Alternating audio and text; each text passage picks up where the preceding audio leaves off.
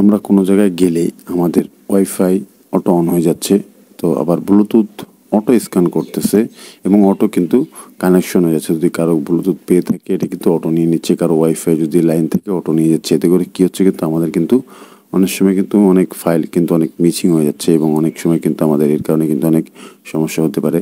এবং ওয়াইফাই সব অ্যাপগুলো স্ক্যানিং করতেছে এবং এতে করে কী হচ্ছে, আপনার কিন্তু চার্জ নষ্ট হচ্ছে।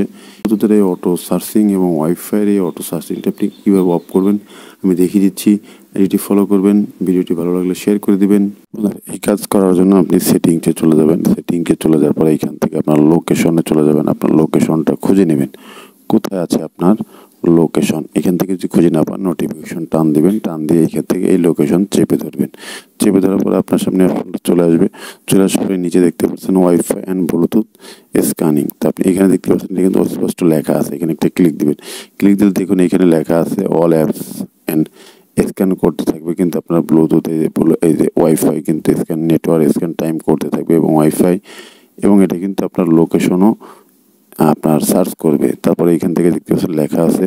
তারপরে এটা ব্লুটুথও কিন্তু আপনার সে একই, দুইটা এখান থেকে কী করবেন আপনারা অফ করে দেবেন। অফ করে আপনার চার্জ কিন্তু অনেক ভালো যাবে আগের থেকে। এখানে দেখতে পাচ্ছেন, আশা করি বুঝতে পারছেন। একটা লাইক দিয়ে উৎসাহ দেবেন, কেমন হলো একটা কমেন্ট করে জানাবেন।